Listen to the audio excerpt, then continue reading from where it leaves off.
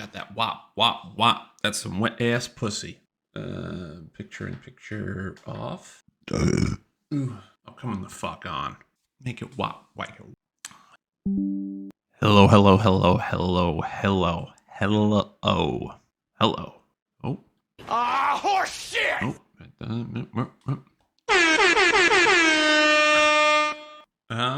All right.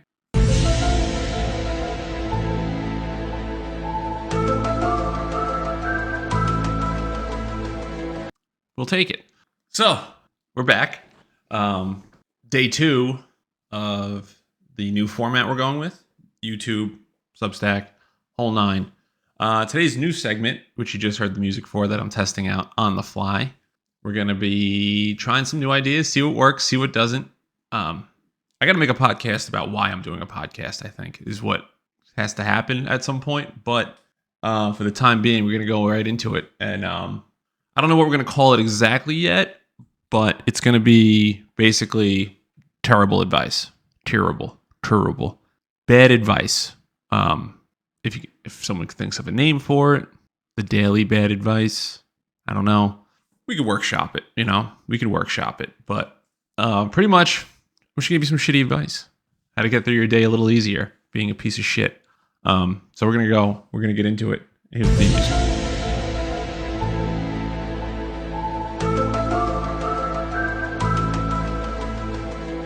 So this go around with the bad advice, whatever we're going to call it, is going to be counterproductivity. The counterproductive corner, unconventional ways to sabotage your own productivity. Now, this goes into anyone that's ever worked in an office or a fucking mundane job where it's kind of repetitive, similar to just sitting at a desk all day and just typing on a computer.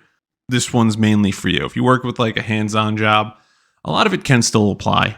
If you're more of a blue collar, out in the fields type job, still could apply.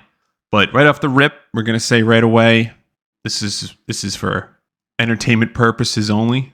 Entertainment purposes.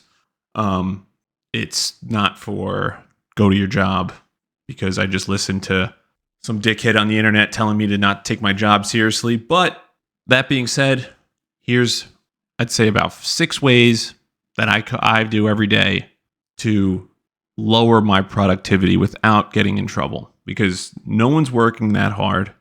No one should work that hard unless you're getting paid for it. So if you're getting paid to do $20 an hour worth of work, you should be doing $20 a day, $20 an hour worth of work. So anyway, first tip we're going to go with multitasking mania. We're going to call this one. This, especially for those that have ADHD, it's kind of like not having your meds, I guess.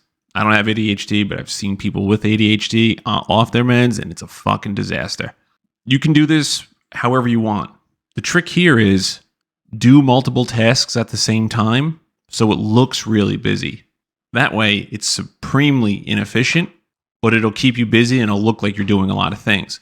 So if you have to go and talk to 6 different people, right, about 6 different things, none of which are really related to one another, at any point, those 6 people can say to another person, oh, Mike's working really hard on that. Jimmy's really on top of that. He came over earlier and asked about it. They don't know that you're doing 6 other things and you've had 6 different conversations. And those 6 people may also get asked, what's Jimmy been up to? Or what's George been up to? What's Sal been up to? And they're like, oh, he's working hard. He's doing this. He's all over the place. He's doing a million things. They won't even know you're doing a million things. That's the mask you have to cover. You have to try to act like you don't know what you're doing. You have to act like you're only doing one thing, but really you're doing a ton of other things, but you're not doing anything in the long run, if that makes any kind of sense.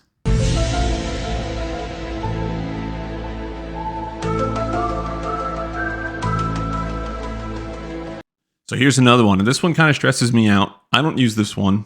However, I have used it to get out of something I don't want to do in that moment. So if there's a meeting you don't want to go to and you know that someone else can go to it, or if it's you go to a meeting with the same person that works in your section and you know they can do it on their own, This is the time this comes through. The infinite to-do list.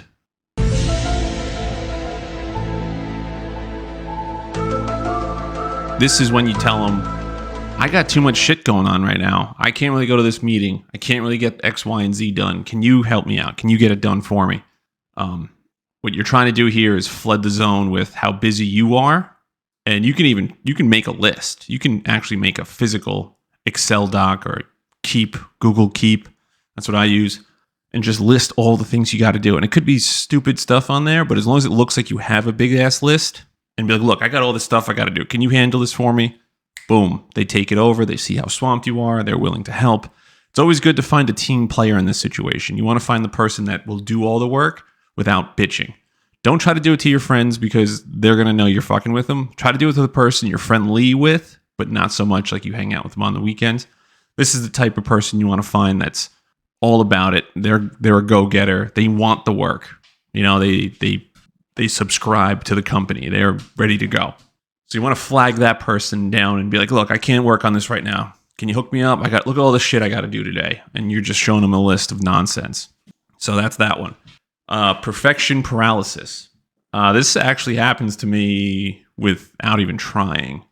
And I'm pretty sure it's happened to a lot of people if you're a perfectionist, basically. Where you're trying so hard to do the thing right the first time that nothing ever gets done.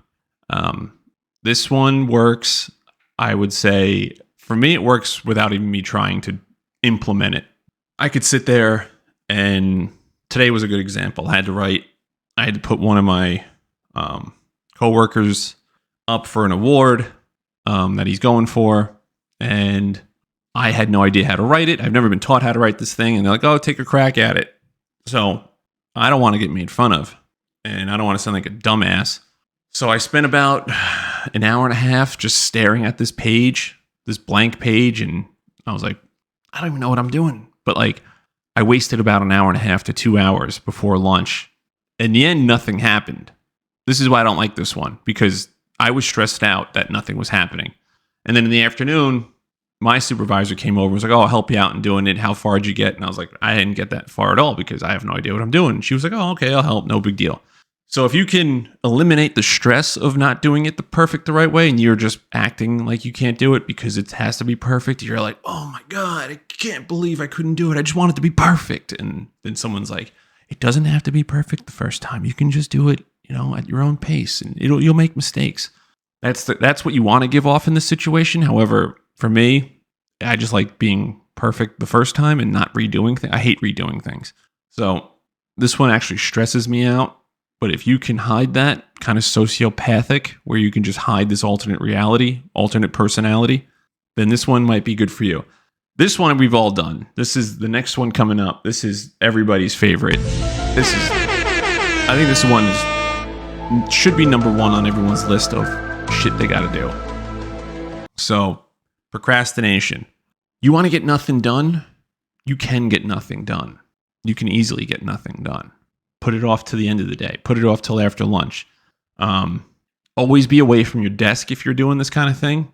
Don't be sitting there on your phone and then someone looks over and you actively looks like you're doing nothing. This is the kind of shit you're in the break room for 15 minutes instead of 10. Or every time, this is what I do. And this one works every time. So I don't have it next to me, of course, now. I'm trying to give you guys an example. Always have a bottle of water near you. It could be like your personal container of water or just a bottle of water. Always have one near you. It helps if they can't see what's in it. But whenever someone's like, oh, let's go do this and let's go work on this. I got to go fill my water bottle up. That's one excuse to get out of it. Then you have to go walk to the water cooler. In between there, you're stopping, you're having conversations. 20 minutes can go by doing that.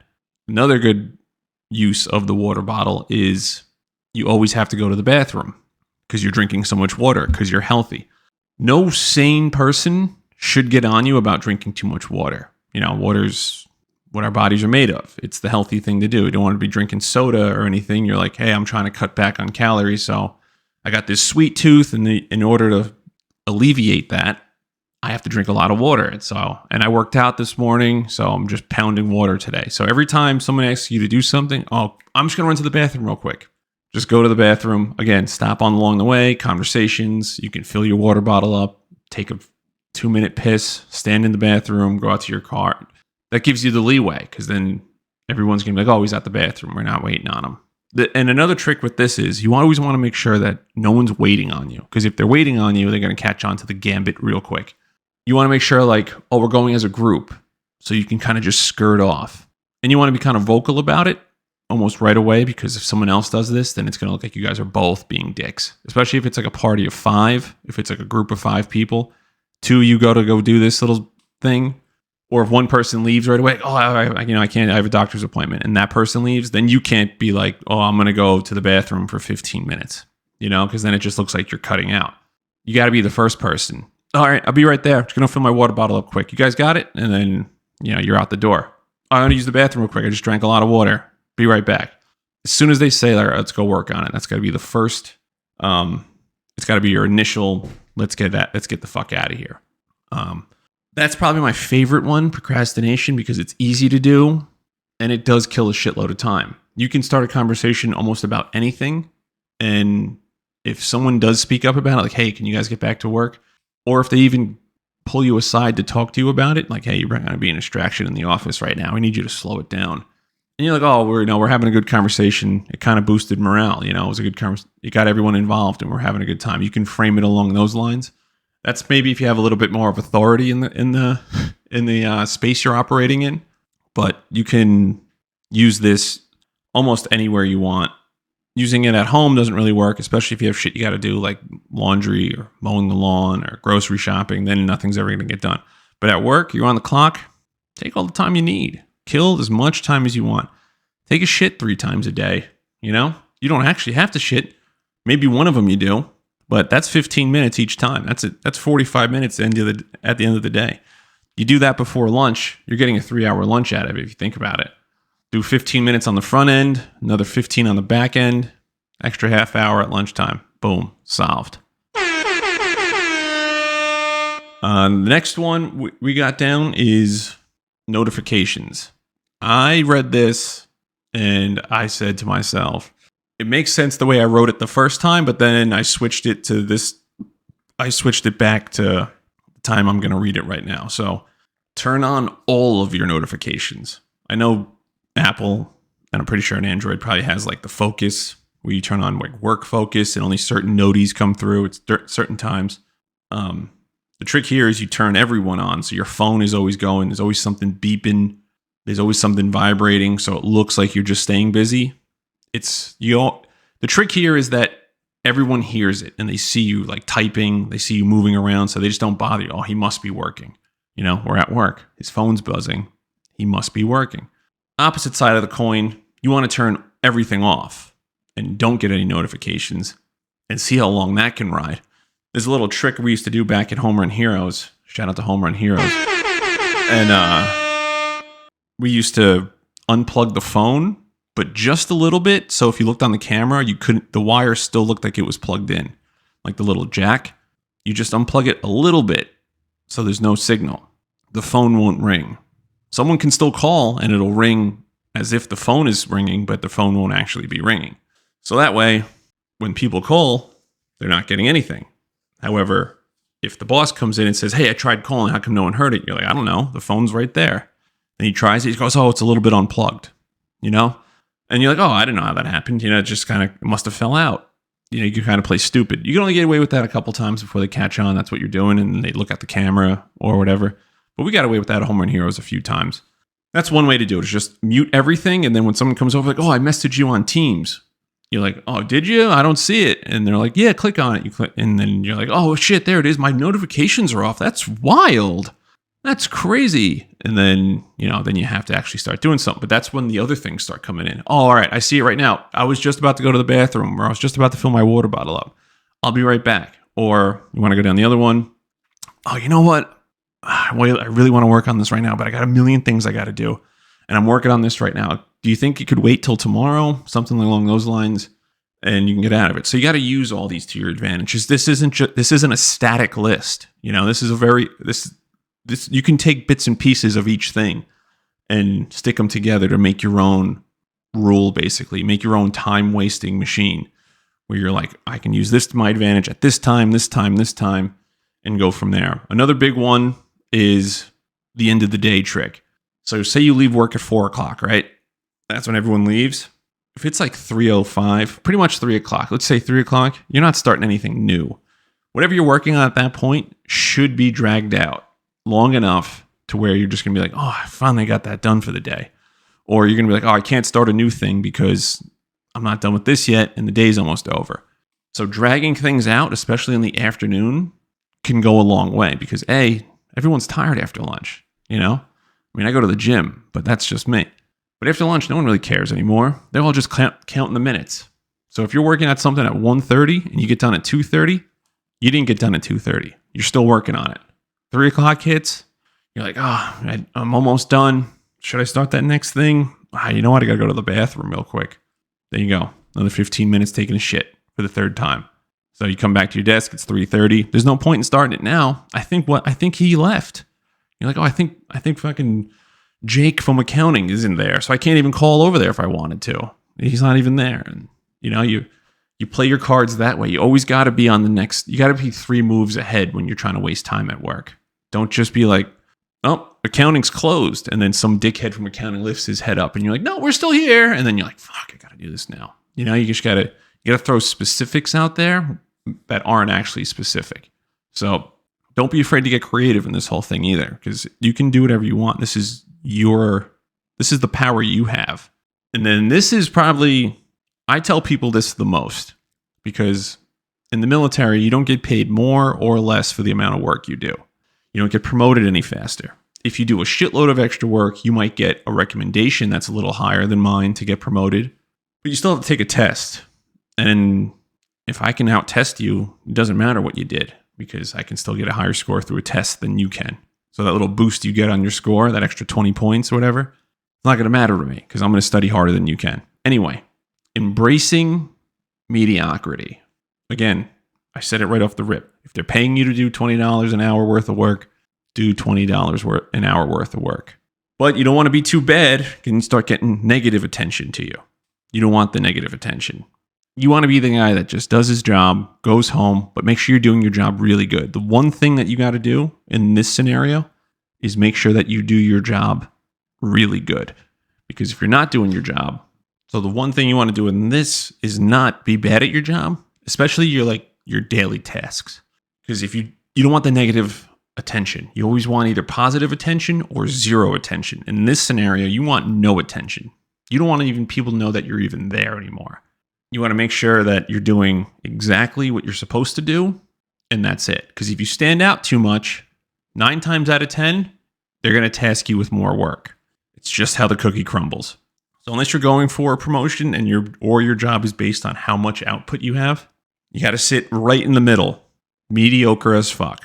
But if you're too bad, you start getting people up your ass. How come this isn't getting done? How come this is getting done? You don't want that. Excuse me. You want to be middle of the pack. No one's going to be like, oh, you're really good at this. You should do more of it. And then they pile shit onto you. Because the people that are doing the other things, the procrastination, the infinite to-do list, the perfection, the multitasking, those people are going to take advantage of. Sharks in the fucking water, man. You can't be taken advantage of out here, especially in the office. Once you become the office bitch, nobody's going to want to fucking do anything, and they're going to pawn it off on you because they know you're a pushover. Don't be a piece of shit in the office. You got to stand up for yourself. And in order to do that, you got to set yourself up to not be noticed at all. Again, don't be too fucking good. Don't be too bad. Middle of the pack. When someone says, how's he as a worker? How's she as a worker? He's solid. You know, you can rely on him every day to come in on time and get his work done. And everyone's like, that's what we need. We need more of that. Because usually the people that are trying really hard at their job and trying to be that person end up trying too hard, and it turns everybody off to it. So they might be looking at, oh, we need to promote somebody. We need to move somebody up in this position, or we need to put somebody up for this position. And they're like, oh, well, fucking Kyle is really good at this. He's been trying really hard. And someone else is like, it's kind of annoying though, and it's kind of bullshit. Like, he comes in at 7:30. Like, that's weird. We're not supposed to be here until 8:30. And like, that's cool and all, but like, is that sustainable? Or is he just trying to get promoted? It turns a lot of people off. If someone's kissing too much ass, it turns them off. And they might just give it to you anyway. Like, you know what? He's reliable. He's quiet. He doesn't fucking do anything that's out of control. We're going to go with him, and you might get a promotion out of it. You know, it's one of those, you kind of have to play the room, but either way, you're not doing anything extra. You're not doing anything less. You're sitting right in the middle.